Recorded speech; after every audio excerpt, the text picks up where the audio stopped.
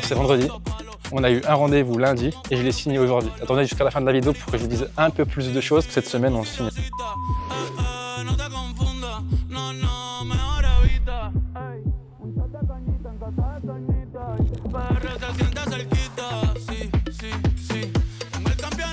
Et la team, j'espère que vous allez bien. Bon, on est de retour à Canggu cette semaine, donc il nous reste 2 semaines à Bali. Ensuite, on rentre en France, comme on vous avait dit dans les précédentes vidéos, quand on quittait Dubaï. Donc ensuite, on rentre en France. Il n'y aura pas de Miami finalement. On sera à Miami un peu plus tard l'année prochaine pour les 30 ans d'un frérot. Donc on préfère y aller un bon coup pour de bon. Comme ça, on profite un peu de la France pendant les 2 mois où on rentre. Et ensuite septembre le séminaire au Portugal avec la team, et ensuite fin septembre, mi-septembre on retourne à Dubaï. D'ailleurs on a laissé notre appart à quelques potes qui doivent focus sur le business, donc j'espère qu'ils vont tout arracher là-bas, parce qu'on loue l'année à Dubaï. Je ne sais pas si vous savez, mais à Dubaï quand tu loues un appart, si tu auras des prix un peu plus bas, tu dois louer à l'année, donc tu dois t'engager à l'année. Après bon, c'est pas un one payment, enfin c'est pas un paiement en une fois, tu peux faire des chèques, donc tu peux payer jusqu'en 4 fois en général, donc tu peux payer au trimestre, donc c'est ok on va dire. C'est le jeu. Sinon, donc on est de retour à Canggu. Il y a plein de bons sujets cette semaine. Le business est bien reparti, donc je vais vous montrer les chiffres à la fin. Bon là, en ce moment, vous voyez, on tourne les vidéos quand on peut, quand on a du temps, parce qu'on a beaucoup de sujets. On a beaucoup d'onboarding à faire. On a l'onboarding de clients et aussi de collaborateurs, donc d'employés. On va dire employés, ça y est. On va essayer de passer le cap de dire employés, donc d'employés en interne. Donc plein de bons sujets. Ça, vous voyez, on a un peu la mafia des X-Max. En fait, à Bali, pour 130 € par mois, tu peux louer un X-Max et tu peux rôder dans. Vous avez dû voir sur les plans. Dans Bali, c'est vraiment cool. Donc ça, c'est vraiment un truc qui est vraiment cool ici. Tu mets pas de casque, tu y vas. Donc, enfin, c'est un peu, c'est vraiment, enfin, c'est sympa, on va dire. C'est un peu son charme. Sinon, ça va faire quand même du bien de rentrer un peu en France parce que Bali, comme on vous l'a dit, c'est difficile d'avoir un gros focus. C'est difficile de bien bosser parce que les gens ici bossent très peu ou que l'après-midi. Ils sont très demandants en temps et ils veulent beaucoup sortir, etc. Donc forcément, des fois ça défocus un petit peu, mais c'est le jeu. Et puis du coup, ça nous force aussi, nous, avec Sacha, un peu lever le pied, comme on vous l'a dit. Je pense que c'est important de lever le pied. C'est un marathon, c'est pas un sprint. Je vais pas le dire à chaque vidéo parce que sinon, toutes les semaines, vous allez l'entendre. Mais c'est important, je pense, pour tous ceux qui veulent entreprendre ou qui se lancent ou qui veulent faire des choses. N'écoutez pas forcément que des trucs de motivation en mode levez-vous, allez-y, défoncez tout, réveil 6 heures, bain froid, douche froide. Les gars, faut durer sur la durée et surtout, il faut prendre du plaisir en fait. Prenez du plaisir au quotidien. Si vous faites un truc qui a une raison ou il y a une mission qui vous intéresse, si vous le faites par plaisir en fait, vous n'aurez pas ce truc de devoir vous mettre dans le dur en fait. Et ça sera du plaisir au quotidien et puis vous prendrez le temps de faire les choses. S'il vous faut 10 ans pour faire ce que quelqu'un fait en 2 ans, c'est pas grave parce que peut-être que vous vous mettrez pas dans le rouge et que vous serez pas non plus et vous passerez pas près du burn-out. Donc chacun fait les choses à sa manière, chacun fait les choses avec son temps, il n'y a pas de mieux qu'un autre. Voilà, ça c'était la petite morale qui est venue comme ça par hasard là, quand j'étais dehors. Sinon dans cette vidéo, je veux bien qu'on ait un feedback aussi dans les commentaires les gars, et les filles évidemment. Dites-nous un peu si vous aimez la structure avec du coup les calls un peu de team, les calls un peu plutôt par équipe aussi, donc les calls design, les calls dev. Et si on peut ajouter des choses qui vous intéressent. Après, on ne pourra pas aller dans les grands détails parce que bon, on n'a pas envie de tout vous donner non plus. Je sais que vous êtes beaucoup à me dire, oui, est-ce que tu peux nous dire exactement ce que vous faites sur la outreach, etc., sur les campagnes d'emailing. En fait, si je vous donne tous les secrets, nos concurrents, ils vont le faire et puis forcément, nous, on va être floués dans la masse et on n'aura plus cet avantage qui va nous faire du bien, en fait. D'ailleurs, on a lancé vendredi. On a eu un rendez-vous lundi et je l'ai signé aujourd'hui. Donc voilà, donc c'est déjà rentable tous les jours. J'ai 3 autres rendez-vous cette semaine. Donc c'est vraiment génial, on n'a que des bons retours. C'est vraiment trop bien, donc vraiment impatient de voir sur la durée. Mais en tout cas, je crois qu'on a actionné un bon levier. Je vous en parle un peu plus tard dans la vidéo, mais je ne vais pas vous donner tous les détails. Donc attendez jusqu'à la fin de la vidéo pour que je vous dise un peu plus de choses. Mais il n'y aura pas tout, ça c'est déjà sûr. Donc ceux qui veulent vraiment tout, si vous voulez, je mets mon lien Stripe en bas. Je rigole. Non mais voilà, je ne vais pas tout vous donner non plus parce qu'en fait, on building public, on ne peut pas non plus vous donner tous les secrets parce que sinon, on travaille pour vous quoi, donc ça serait un peu dommage. Donc je vous dis à tout de suite pour la suite de la vidéo. N'oubliez pas de nous dire en commentaire si vous aimez un peu ce suivi, donc le fait d'avoir des call teams, les chiffres, etc. Si vous êtes vraiment dans le truc et que vous attendez la vidéo, ça ferait plaisir d'avoir vos retours. N'oubliez pas le petit like, le commentaire pour nous donner de la force. Donc le commentaire, on n'oublie vraiment pas. C'est pas que quand je demande de mettre des bon anniversaire de David qu'il faut commenter, mais donnez-nous aussi de la force sur votre ressenti, sur ce que vous pensez de nos vidéos, etc. C'est vraiment, nous, ça nous booste à continuer. Enfin, c'est assez dur de tenir à la semaine, etc. Même si on s'y fait maintenant, qu'on commence à trouver du temps. Enfin, on record en une fois, donc ça nous prend moins de temps qu'avant. Je suis déjà essoufflé, j'ai l'impression de faire un marathon. Mais bon, vous avez compris l'idée. Donc, donnez-nous de la force, on vous en rend beaucoup. Et si vous avez des questions en commentaire, le petit like et la petite cloche. Allez, à tout de suite pour la suite de la vidéo. On a lancé vendredi, on a déjà 3 rendez-vous, c'est trop bien. Putain. Les messages sont super propres et tout, donc c'est assez prometteur. Je m'avance pas trop parce que le jour où on a sorti notre VSL, on l'a publié. Et 1 heure après, on a notre premier lead. Et dans l'après-midi, on le signe. Et ensuite, plus rien. Donc, je m'avance pas trop. Mais là, en vrai, on a eu que des bons retours. Même le mec, il m'a dit comme quoi la outbound, ça marche encore. J'ai kiffé l'approche. Et puis, vous êtes tombé pile au bon moment parce que j'ai un sujet de refonte et tout. Et Il commence à y avoir du monde dans l'école là. Ça fait une belle Comment s'est mosaïque. passée ta première semaine, Canel, du coup, enfin ta petite semaine, on va dire. Ouais, ça va. Pour un début, c'était plutôt cool entre les 3 jours et le lundi de Pentecôte, mais trop cool. J'ai rencontré tout le monde semaine dernière, donc ça a permis de faire le point un peu sur tous les process en place ou pas, les méthodos de chacun, les axes d'amélioration, pardon. Donc hyper intéressant. Du coup, j'ai déjà demandé à Sandro pour informer tout le monde de me faire plus ou moins monter déjà un peu sur quelques projets pour me faire la main, pour voir. Je ne serai pas forcément toute seule, mais je pense que c'est la meilleure manière aussi d'apprendre finalement rapidement, quoi. Donc, trop bien en tout cas. Est-ce que tu as déjà vu Max sans casquette ou pas encore? Non. Pas encore. Ouais. Bon, ça viendra quand il y aura peut-être plus de confiance. And we're moving slow. Our hearts beat so fast. I've been dreaming about you, about us. Hey, hey, hey.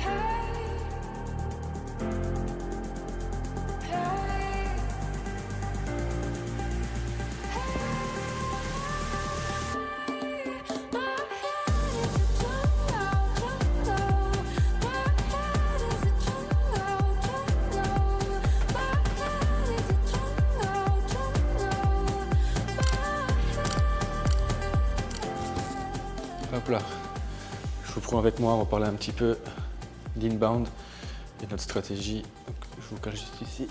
Tac. Alors, hop. Et hop. Tac. Hop là. Je vais juste vous parler du coup de notre stratégie d'inbound, parce que Sandro vous parle récemment là, de la stratégie d'inbound et le fait qu'on a commencé à envoyer un petit peu des calls d'emailing. Et je pense que c'est intéressant qu'on vous parle un petit peu du coup de la stratégie d'inbound. Donc pour vous rappeler, l'inbound, c'est le fait d'attirer des clients à nous, enfin des personnes à nous, et l'outbound, c'est le fait d'aller les chasser. Et vous le savez, comme le livre le dit bien, Don't Chase, Attract, il n'y a rien de tel que d'attirer les clients à soi, pour plusieurs raisons que je vais énumérer. Mais déjà, je vais vous dire pourquoi on a choisi LinkedIn principalement comme canal d'acquisition inbound.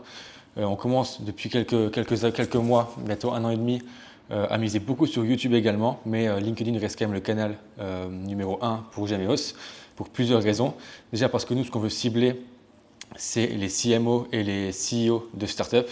Et on le sait, du coup, la cible B2B est quand même, surtout pour ce type de client-là, ce type de boîte-là, est quand même beaucoup sur LinkedIn. Et en plus de ça, LinkedIn, c'est un canal qui permet de faire beaucoup de reach. Donc le reach, c'est le nombre d'impressions.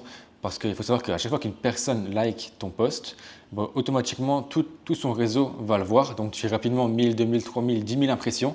Et donc tu es rapidement visible. Parce qu'il y a beaucoup de personnes avec qui on discute qui se plaignent parce qu'ils ne font pas beaucoup de likes. Mais le like, c'est vraiment pas le plus important sur LinkedIn, c'est vraiment le nombre d'impressions. Nous, on a aujourd'hui, on va dire, allez, 80% de nos clients, enfin allez, peut-être moins quand même, mais une grosse partie de nos clients qui viennent de LinkedIn. Et je pense que quasi 100% des personnes qui viennent de LinkedIn, elles n'ont jamais liké un seul post. Donc ne faites pas attention forcément aux likes, faites surtout attention au nombre d'impressions. Ça, c'est super intéressant. Qu'est-ce qu'il faut partager comme contenu pour réussir à attirer du coup sa cible? Déjà, c'est partager du contenu qui est adapté à votre ICP, donc à votre client cible, et différents types de contenus. Nous, on fait beaucoup de building public parce que c'est un format qui est un peu storytelling qui fonctionne bien, où on partage du coup nos apprentissages, nos recrutements, nos échecs, etc. Ça marche super bien pour créer une connexion émotionnelle du coup avec son audience. Et l'autre point super important, c'est de partager du coup des posts plutôt à forte valeur ajoutée, donc des tips, etc. Nous, typiquement, on partage des tips vraiment actionnables sur Webflow, sur du design, sur du growth. Et ça permet de montrer ton expertise et ça permet aussi de faire du reach parce que souvent, c'est des posts qui sont vachement bien appréciés par les utilisateurs de LinkedIn. Donc ça, c'est super intéressant aussi. Et d'ailleurs, on a commencé récemment là à inciter l'équipe, donc les designers, les développeurs et même Canel à partager du contenu sur LinkedIn. Donc ça, c'est super intéressant pour deux choses. La première, c'est que déjà, plus de posts, enfin si toute l'équipe poste, du coup ça fait plus de posts, donc plus de reach, on va inonder un petit peu LinkedIn. Et deuxièmement, ça montre que chacun de nos employés est spécialiste et il est vraiment expert dans son domaine parce qu'il partage du coup des posts à forte valeur ajoutée sur du design, du dev et de la gestion de projet. Donc ça, c'est super intéressant. Depuis qu'ils font ça, on a beaucoup moins les objections du type moi, je veux absolument bosser avec Sandro et Sacha si je bosse avec Gemeos. Maintenant, le fait de partager un petit peu nos talents dans les vidéos YouTube et sur LinkedIn, ça fait qu'on a beaucoup moins ce type d'objections-là et c'est bien plus bénéfique pour l'agence. Donc ça aussi, super important. Et ça sert à quoi? Déjà, il faut savoir que quand un client vient à toi de lui-même, parce qu'il t'a découvert sur YouTube ou sur LinkedIn, le cycle de vente est beaucoup plus rapide. En fait, c'est beaucoup plus facile, il y a beaucoup moins de ventes à faire. Parce qu'en fait, s'ils viennent, c'est qu'ils sont déjà à moitié convaincus, voire plus qu'à moitié, mais ils sont déjà convaincus que ton service et que c'est la bonne agence pour répondre à leurs besoins. Donc généralement, nous, les cycles de vente, ils se font super vite. Il y a un R1, parfois un R2, mais c'est rare et ça signe assez vite. Donc on n'a pas de gros problèmes de closing. Donc ça, c'est super intéressant aussi. Et le but, c'est vraiment d'être le plus authentique possible. Donc parler vraiment comme vous parleriez à vos amis. Pas utiliser de ton trop professionnel. Enfin, vraiment, le but, c'est d'être le plus authentique possible pour vraiment créer une connexion émotionnelle avec vos clients cibles, avec vos prospects. Et en fait, il faut aussi se dire que peut-être qu'au début, ça va être un petit peu long, vous n'aurez pas forcément tout de suite des leads qui vont tomber grâce à ce contenu-là, mais ça se fait sur la durée et surtout, ça va servir à votre image de marque. On le sait, l'image de marque, c'est super long à déployer, à travailler et vraiment, c'est pour ça qu'il faut être vraiment régulier sur la durée. Nous, on essaie de poster, Sandro et moi, un post par jour et les équipes postent aussi 2 ou 3 posts par semaine. Donc au final, on fait beaucoup de contenu et du coup, on est visible, on est automatiquement visible par nos clients cibles et le jour où ils ont un besoin, parce que c'est des besoins qui sont assez temporels, assez ponctuels, peut-être qu'ils auront un besoin dans 2, 3, 4 mois et à ce moment-là, ils penseront à nous parce qu'on est tout le temps là, on est tout le temps visible et du coup, on reste dans leur tête. Donc ça aussi, c'est super intéressant et super important. Et c'est un travail qu'il faut commencer le plus tôt possible. Dès que vous le pouvez, vraiment, c'est un travail qui prend du temps. Ça ne se fait pas du jour au lendemain, c'est vraiment le fait d'être régulier et de partager du contenu de façon récurrente toutes les semaines qui fait que vous allez construire petit à petit votre image de marque, votre notoriété et vous allez rester dans la tête des gens. Donc voilà, n'hésitez plus, lancez-vous le plus tôt possible. Il n'y a pas de bon moment. Le bon moment, c'est maintenant. Donc n'hésitez pas, franchement, partagez du contenu, partagez des réalisations que vous faites et vous verrez que petit à petit, vous ferez plus de likes, plus de reach et automatiquement, le nombre de leads va augmenter petit à petit.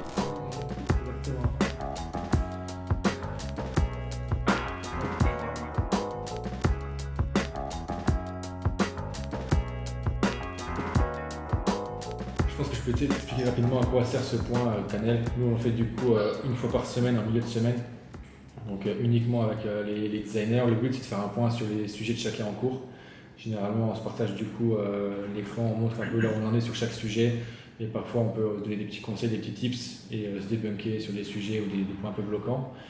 Et c'est aussi l'occasion du coup de se partager des éléments parce qu'on fait tous les trois beaucoup de veille sur le design et du coup on se partage ce qu'on a pu découvrir, etc. Et ça nous permet aussi de faire une veille collective. Ok. Mais ouais, il voulait aussi garder le wording exact. Donc voilà. Ouais. Mais sinon c'est validé. Il a bien beaucoup aimé cette partie-là. Cette partie-là avec les mock-ups et tout. Avec il a juste demandé à ce qu'on voit tout l'écran. Et ouais, ça avait un peu changé aussi. Ça il a bien aimé. Il a bien aimé aussi, je crois. Donc, ouais. Cool. Donc je pense ça c'est validé. Ouais, ça, je pense que c'est un projet qui va bien dérouler là. Maintenant que la DA et la home est validée, je pense que les autres pages elles vont aller assez vite à faire. Donc c'est cool. Ouais, carrément.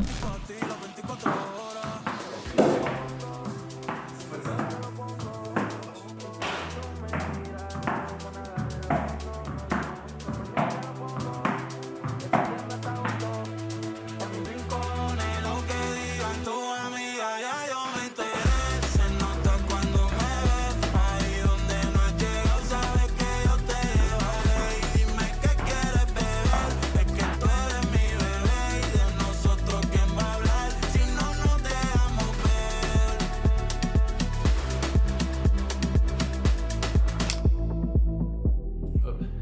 J'ai écouté en début de semaine un échange entre Grégoire Gambato et Théo Lyon, qui sont deux fondateurs d'agences, de très belles agences. Et durant l'échange, ils ont parlé d'un sujet qui est assez intéressant et qui touche toutes les agences. C'est comment comment tu fais pour optimiser tes marges et comment les agences classiques font pour optimiser leurs marges. Généralement, il y a deux solutions. Enfin, c'est ce qu'elles font, c'est que soit tu vends du coup du TJM à 800, 900 euros et tu délègues derrière à des alternants que tu payes beaucoup moins cher, donc tu marges sur ton TJM. C'est une pratique assez courante et malheureusement, c'est pas ouf parce que toi, tu te vends comme expert, tu vends ton image et ensuite tu délègues en fait à des personnes qui sont beaucoup moins expérimentées que toi et donc généralement la qualité du service n'est pas exceptionnelle. Et la deuxième solution, c'est de vendre des jours qui n'existent pas. En gros, tu peux dire à ton client, ok, donc pour cette mission-là, ça va me prendre 3 jours, alors qu'en réalité, ça te prend une demi-journée. Et comme ton client, il n'est pas expert du domaine, il ne sait pas, donc tu mens et tu vends du coup, tu vends un peu du vent, malheureusement. Ça, c'est des pratiques un peu douteuses qui sont courantes chez les agences classiques, et c'est justement contre ces pratiques-là que nous, on se bat avec Geneos. Et nous, du coup, ce qu'on a mis en place pour pouvoir justement marger sans utiliser ces pratiques-là, c'est premièrement, on a mis en place du coup des process ultra rodés. Donc, on est ultra véloce, ultra sharp. On passe pas, en fait, on va super vite et super vite droit au but. Et en plus de ça, on a vraiment une équipe de spécialistes. Donc, on n'a pas besoin d'itérer des dizaines et des vingtaines de fois sur des choses pour toucher au but et faire vraiment le design, le dev, l'intégration, les optimisations SEO qui sont optimisé pour chacun de nos clients. Donc ça nous permet d'aller vraiment vite, droit au but et d'être ultra sharp et donc de passer moins de temps. Et la deuxième chose forcément, c'est d'être expatrié à Dubaï. Comme fiscalement c'est optimisé, ça veut dire que forcément tu reverses moins à l'État, donc forcément tu fais plus de marge. Typiquement pour un client français, enfin pour une agence française qui va facturer un site à 20 000 euros, on sait qu'en moyenne il va lui rester 10 000 euros. Ensuite, il doit payer ses équipes, payer les charges patronales. S'il paye son designer 3 000, il va devoir verser 5 ou 6 000. Donc forcément, c'est hyper compliqué de faire de la marge. Et donc ça, c'est un peu un unfair advantage qu'on a nous en étant expatriés, c'est qu'on peut vendre des sites moins chers que nos concurrents tout en faisant plus de marge. Et même si on vend des sites qui sont au même prix, on marge 2-3 fois plus. Donc au final, on peut réinvestir cet argent-là dans les ads, dans la publicité, dans plein de choses qui font qu'on peut se déployer beaucoup plus vite et se développer beaucoup plus vite. Donc voilà pour ça. Et je voulais vous montrer du coup un exemple de site qu'on a fait récemment.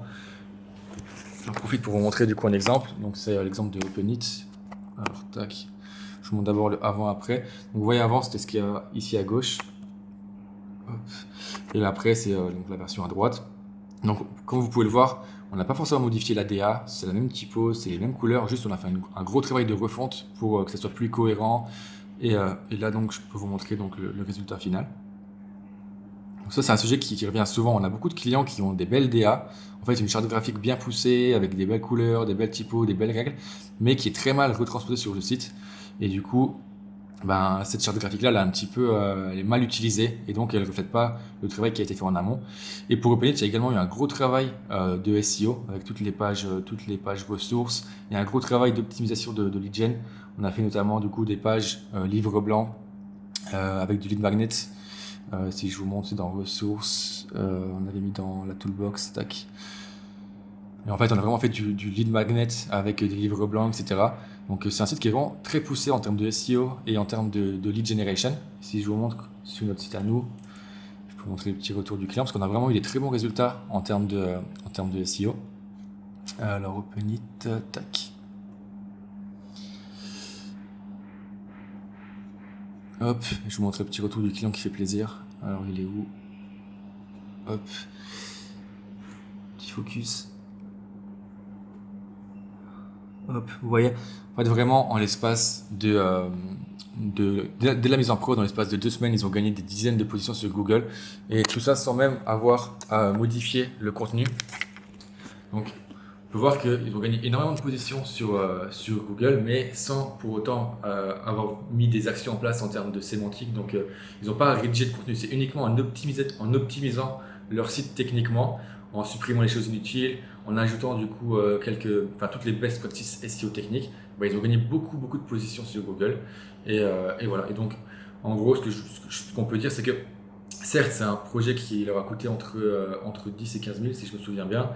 Pour certaines personnes ça peut paraître cher parce que tu peux avoir des sites faits par des freelances à 5-6 000, mais cher ça ne veut rien dire en fait, parce que la valeur en fait si tu as un site que tu as payé 5 000 mais qui te rapporte 0, pour moi, c'est un site qui est plus cher qu'un site qui te coûte 15 000 mais qui te rapporte 10 ou 15 par mois. Il faut vraiment avoir une vision héroïste.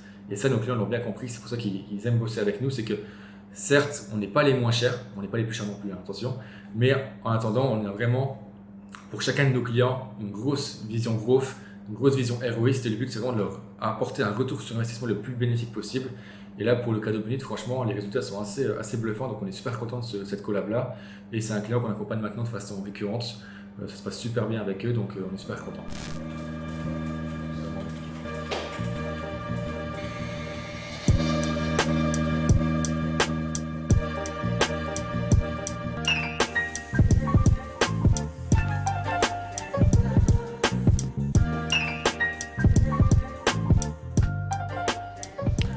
Bon, je pense que ce point il est assez attendu, mais je vous arrête tout de suite. Je ne vais pas vous donner une masterclass sur comment exactement on a mis en place l'outbound chez Gemeos, parce que du coup, c'est pas qu'il y aurait trop de valeur, mais ça serait nous mettre une épine dans le pied, vous comprenez. Mais du coup, j'ai plus vous expliquer un peu c'est quoi notre stratégie et comment l'adapter à votre business, parce qu'il n'y a pas une seule façon de faire en fait de l'outbound et de l'outreach.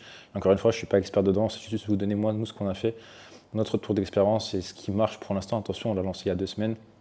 Il y a 1 semaine maintenant, on a eu, je crois, c'est notre 4e ou 5e rendez-vous. Comme je vous le disais, on a signé déjà un premier deal, donc c'est vraiment prometteur.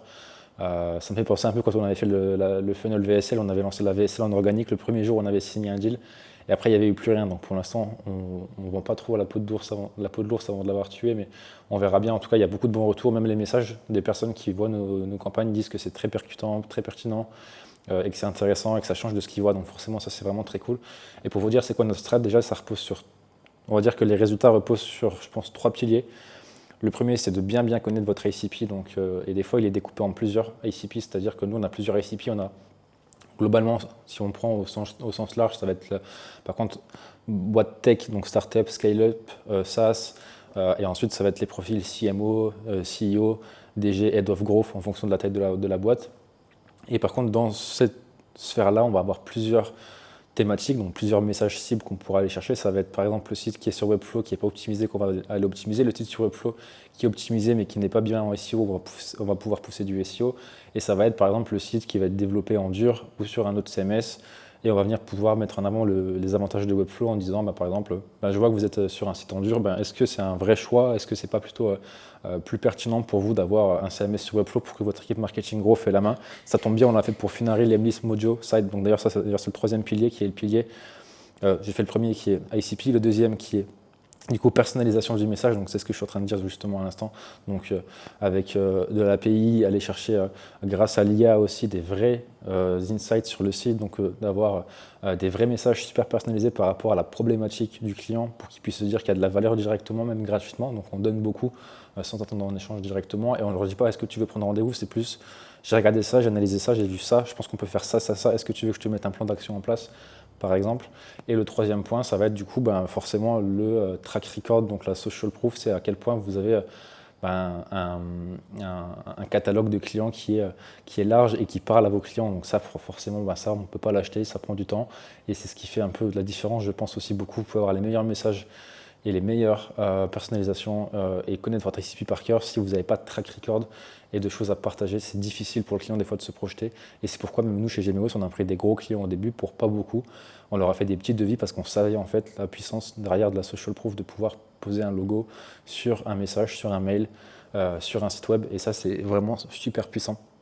Donc du coup, si je récapitule, donc ça va être en 3 points. Donc vous devez connaître votre ICP par cœur pour pouvoir avoir un message personnalisé. Comment on a un message personnalisé? Assez simplement. Je vous dis simplement parce que nous on délègue, mais c'est assez compliqué. Mais ça va être du coup de pouvoir commencer à utiliser l'IA, utiliser les bots, utiliser les automatisations pour aller faire des requêtes API, pour aller récupérer des éléments, pour aller scraper un site, pour aller visiter un site en automatique et ensuite mettre en face des points, des bullet points intéressantes ou des choses super personnalisées, donc pour avoir un message vraiment ciblé, pour que la personne se dise ça a été vraiment fait à la main, c'est pas un truc full emailing, etc. Et le 3e, donc, c'est forcément d'avoir un track record, donc d'avoir des cas clients qui sont intéressants et qui parlent à vos clients. Donc c'est vraiment important. Par exemple, et aussi, quand je dis connaître son ICP, par exemple, nous, Gemeos, on va cibler de la startup, donc de la boîte tech, des profils assez friendly, on va dire, et c'est notre ADN, c'est notre genèse, donc c'est de dire on tutoie, etc. Vous, demain, si vous voulez aller sur du grand compte, si toi, ta boîte, elle fait du grand compte, forcément, tu vas pas avoir la même approche. Il va falloir être plus courtois, utiliser, mieux rouler les phrases, avoir du vouvoiement et pas du tutoiement. Donc tout ça, c'est des choses que vous devez connaître, tester. Est-ce que c'est plus du LinkedIn, de l'email? Est-ce qu'il faut faire du cross-canal, LinkedIn plus email et à la fin du téléphone?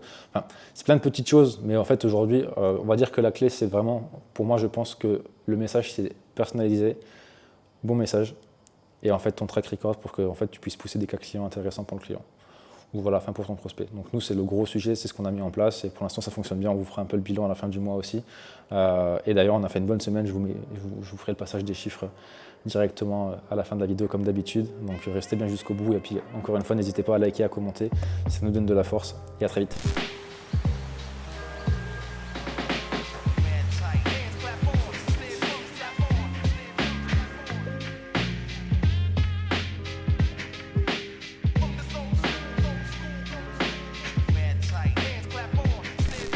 Bon, allez, comme d'habitude, on conclut la semaine avec la partie chiffres. J'ai l'impression de me répéter, mais c'est un pattern qui fonctionne assez bien. J'ai mis le dashboard sous les yeux. Attendez, est-ce que je vais le retrouver? Ah oui, j'ai 15 000 onglets d'ouvert.